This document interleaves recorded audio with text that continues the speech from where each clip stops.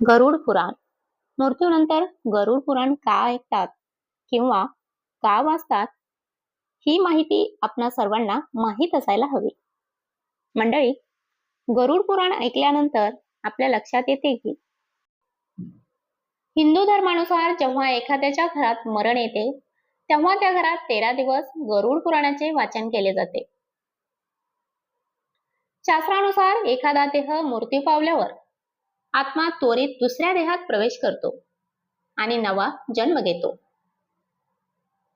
काहींना 3 दिवस लागतात, काहींना 10 ते 13 दिवस लागतात. हा प्रवास त्रासदायक होऊ नये आणि आत्म्याला योग्य गती मिळावी म्हणून मृतात्म्यासाठी गरुड पुराणाचे वाचन केले जाते. हे वाचन केवळ मृतात्म्यासाठी नाही, तर आपणा सर्वांना मृत्यूपक्षात ताप सहन करावा लागू नये यासाठी तो वास्तुपाठ आहे. यावरून आपल्या पूर्वजांचा दृष्टिकोन किती वाखाणण्यासारखा आहे ते पहा. गर्भधारणा होण्यापासून अर्थात नवीन जीव निर्माण होण्यापासून त्याच्या अंतिम प्रवासापर्यंतचा नव्हे तर पुढच्या जन्माचाही विचार आणि कृती पूर्वजांनी करून ठेवली आहे. आपल्याला केवळ त्यानुसार आचरण करायचे आहे.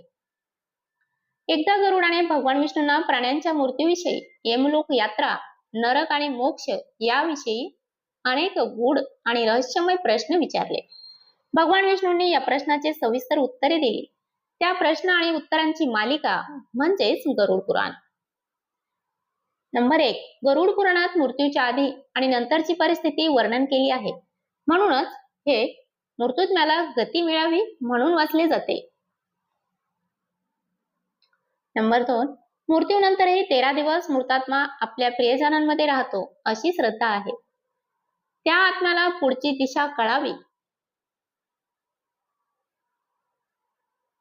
यासाठी गरुड पुराणानुसार स्वर्ग, नरक, वेग, मोक्ष, गती, अधोगती इत्यादी गोष्टीची माहिती वाचली जाते. नंबर 3. पुढील प्रवासात त्याला कोणत्या परिस्थितीचा सामना करावा लागणार आहे याची माहिती यात दिलेली असते. नंबर 4. मृत्यूनंतर घरात जेव्हा गरुड पुराणाचे पठण होते तेव्हा मृत्यूत्म्याच्या निमित्ताने जिवंत असलेली की काय वाईट आहे आणि कोणत्या प्रकारच्या नातेवाईक, आप्तजन यांनाही पुढच्या प्रवासाची कल्पना येते. पुढच्याच ठेस आणि मागचा शहाणा. पावा या दृष्टीनेही गरुड पुराणाचे वाचन केले जाते. चांगले कर्म केले तर मोक्ष मिळतो, अन्यथा पुढचा खडतर प्रवास भोगावा लागतो. नंबर 5. गरुड पुराण आपल्याला सत्कर्मासाठी प्रेरणा देते. मोक्ष केवळ सत्कर्म आणि सुमतीने प्राप्त होतो. नंबर 6. गरुड पुराणात व्यक्तीच्या कर्माच्या आधारे शिक्षेच्या रूपात विविध गोष्टी आढळतात. गरुड पुराणानुसार भगवान विष्णूंनी कोणत्या गोष्टी व्यक्तीला कशा पद्धतीने तारून येतील याचे सविस्तर वर्णन यात दिले आहे. नंबर 7. गरुड पुराणात आपल्या जीवनाबद्दल अनेक गोष्टी सखोलतेने सांगितल्या आहेत. प्रत्येकाला याबद्दल माहीत असणे आवश्यक आहे. गरुड पुराणातील आत्मज्ञानाचे प्रवचन हा मुख्य भाग आहे.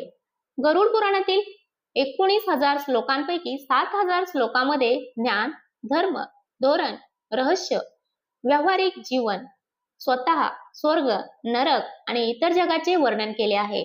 नंबर 8. त्यामध्ये भक्ती, ज्ञान, विस्मृती, पुण्य, निश्रम, कर्माच्या वैभवाने अनेक वैश्विक आणि इतर जगातील फळ, यज्ञ, दान, तप, तीर्थ अशा शुभ कार्यामध्ये सर्वसामान्य लोकांना जागृत करण्याचे वर्णन केले गेले आहे. या सर्व गोष्टी जाणून घेतल्यामुळे मृतात्मा आणि त्याचे कुटुंब यातून बोध घेऊ शकतात अशी त्यामागे भावना असते. नंबर 9. या व्यतिरिक्त आयुर्वेद, विचारसारा इत्यादी विषयाच्या वर्णनासह मृत जीवाच्या शेवटच्या वेळी केलेल्या क्रियांचा तपशील त्यात वर्णन केलेला असतो. नंबर 10. असे म्हटले जाते की केवळ गरुड पुराणाचे पठण ऐकून मृत आत्म्यास शांती मिळते आणि तारणाचा मार्ग माहिती मिळतो. आपल्या सर्व वेदना विसरल्यानंतर तो प्रभूच्या मार्गावर चालतो. आणि मोक्ष प्राप्त करतो, एकतर पितृलोकांकडे जातो किंवा एखाद्या पुन्हा जन्माला येतो. त्याला भूत म्हणून भटकण्याची गरज नाही.